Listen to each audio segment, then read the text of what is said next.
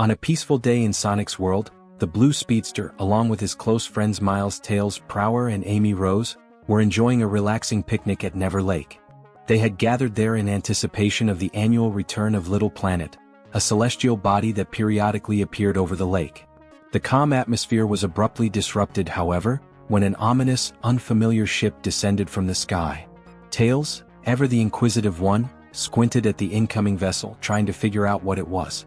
Amy, sensing danger, instinctively gripped her Pico Pico hammer, declaring that it definitely wasn't Little Planet.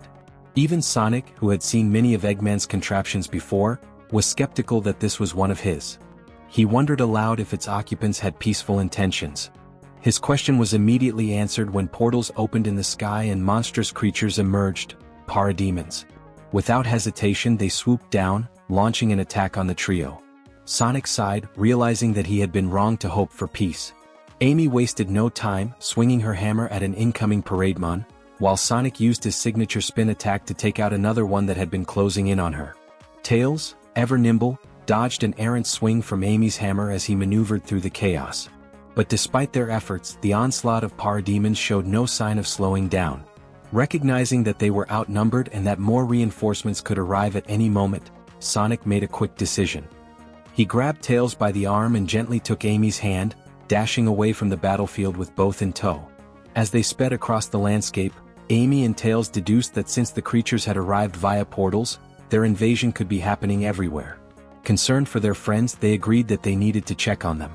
With a confident grin, Sonic assured them they wouldn't take long. Meanwhile, the massive warship, identified as the Ragnarok, continued its approach toward Angel Island. There, Knuckles the Echidna was locked in fierce combat with the invading parademons. Within the ship, Desaad relayed information to his master, Darkseid. The sinister overlord's face was emblazoned on the exterior of the ship, his ominous presence a foreboding sign of destruction to come. Desaad informed Darkseid that their advanced father box had scanned Angel Island and detected that it was protected solely by Knuckles, the island's lone guardian. More importantly, the Master Emerald, one of the most powerful artifacts in existence, had the potential to neutralize what they were searching for. Darkseid, uninterested in potential obstacles, issued a direct order: destroy the Master Emerald.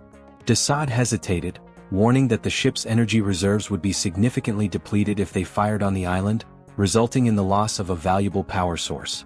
But Darkseid, unconcerned with the consequences, cut him off with a simple yet chilling command, not to make him repeat himself. On Angel Island, Knuckles tossed aside a defeated parademon and leapt onto the Master Emerald, observing the creatures withdrawing. That moment of reprieve was short-lived. The Ragnarok's right eye glowed ominously before unleashing a concentrated beam of devastating energy. Knuckles, ever defiant, glared at the approaching attack, standing firm and growling that they had better not try this. However, just before the beam could reach him, a streak of red and blue appeared, rushing in to snatch him away from the point of impact. The Master Emerald was obliterated in the blast, and with its destruction, Angel Island began its catastrophic descent, ultimately sinking into the ocean below. Elsewhere, Sonic, Tails and Amy approached Sunset City, only to find it overrun with parademons. Determined to help, Sonic took off ahead of his friends, unintentionally kicking up dust in the process, an action that earned him an annoyed protest from Amy. As he sped toward the city, something unexpected happened. He found himself running alongside someone fast enough to match his speed. This stranger, clad in red and yellow, was none other than the Flash. Initially mistaking Sonic for Crackle, Flash was momentarily confused about why he was there. Sonic quickly clarified that he had the wrong guy but complimented his speed. Flash, assuming Sonic was merely a civilian, confidently told him to step aside and let him handle the situation. Unimpressed, Sonic challenged him, quipping that he could help if Flash could keep up. With a cocky grin, Flash introduced himself as Speed Personified. Not to be outdone, Sonic fired back with Speed Perfected. The playful rivalry was immediately set in motion as the two speedsters raced into battle against the invading forces. Meanwhile, another battle raged in the city as Silver the Hedgehog used his psychic abilities to restrain the incoming parademons. Though powerful, he struggled with their overwhelming numbers. Suddenly, a barrage of explosive energy blasts struck the creatures, sending them crashing to the ground. The attack came from Green Lantern John Stewart, who had created a massive energy-based firearm using his power ring. Impressed by Silver's abilities, Green Lantern suggested they work together, asking Silver to gather the enemies in one spot so he could take them out more efficiently. Silver, intrigued by Stewart's powers, asked if he was psychic too. Stewart clarified that his abilities came from an alien power ring, not telekinesis. When asked if he was an alien or a metahuman, Silver humbly responded that he was just a hedgehog, earning a smirk from Stewart. Elsewhere in the city, a desperate mother and child were cornered by a parademon in an alley. Just before the creature could strike, two dark figures arrived simultaneously, Batman and Shadow the Hedgehog. In perfect synchrony, Batman kicked the creature's head while Shadow punched its torso, taking it down instantly. The two locked eyes briefly in acknowledgement of each other's skill before dashing off into the battle. Amy and Tails fought valiantly, assisting civilians where they could. They soon encountered a massive enemy, only for it to be swiftly dispatched by a well-aimed energy blast from Cyborg and Wonder Woman's golden lasso. Wonder Woman commended the duo for their bravery and enlisted their help in the fight. As Wonder Woman attempts to rally the local wildlife to aid in the ongoing battle, Kalibak steps forward, his voice thick with scorn. He declares her efforts futile, insisting that any creature foolish enough to rise against Darkseid's forces will meet only slaughter. Confident in his own brutality, he seems certain that no opposition will stand against him for long. However, before he can revel in his threats, a sudden force knocks him off his feet. Knuckles, arriving from behind, lands a devastating punch, sending Kalibak hurtling across the battlefield. It is a strike fueled by personal vengeance. Kalibak was responsible for knocking Angel Island from the sky, and Knuckles is determined to make him pay for it. Just as Kalibak attempts to recover, Superman descends from above, delivering a crushing blow that renders the villain incapacitated. Knuckles, still brimming with adrenaline, watches as his enemy falls motionless and turns towards Superman with visible frustration. He had wanted to settle the score himself, and the Man of Steel's intervention cut his revenge short. Superman, ever the diplomat, offers a brief apology but thanks Knuckles for softening Kalibak up first, acknowledging his role in the takedown. As the dust settles, Amy rushes toward Knuckles, her voice filled with concern. She asks about Angel Island, desperate to understand what has happened to their floating sanctuary. Knuckles takes a moment to catch his breath before explaining that the situation was dire. Without Superman's last-minute intervention, both he and the Master Emerald would have been lost forever. Superman, despite having saved the Guardian, expresses regret that he wasn't able to do more. Batman surveys the battlefield, noting that, at least for now, the invasion has stalled. They have a brief window to regroup and strategize. However, before plans can be made, Shadow steps forward, his red eyes gleaming as he demands answers. He addresses the newcomers to their world, insisting they explain themselves and the situation they've brought with them.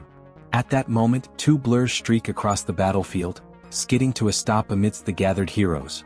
Sonic and the Flash arrive together, panting slightly from the sheer speed of their approach. Their arrival is marked by a light-hearted competition. Flash smugly declares that he's ahead by one in their ongoing count of defeated parademons. Sonic, however, is quick to point out that the ones he took out at Never Lake weren't counted, implying the race isn't over just yet.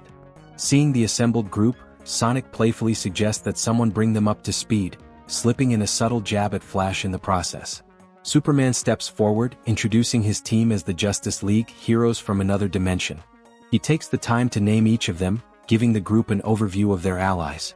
In response, Sonic introduces himself and his friends, explaining that they don't operate with the same structure as the League. Unlike the organized team of superheroes, Sonic's group prefers to take life as it comes, helping wherever and whenever they're needed. Despite the light-hearted introductions, Knuckles is in no mood for pleasantries. His focus is singular. Who is responsible for this attack? He demands a name, determined to make them pay. Cyborg steps in, providing an answer. Darkseid, a conqueror of worlds and a being more dangerous than anything this universe has faced. He reveals that Darkseid is searching for the anti-life equation, an entity capable of bending all free will to his control. Wonder Woman elaborates, revealing that the League has thwarted Darkseid before. But this time his approach is different. He has launched the Ragnarok, a massive mobile satellite capable of traveling across dimensions. The assumption is clear. Darkseid is no longer content with his own universe. He is seeking new worlds, new powers, and fresh sources to fuel his conquest.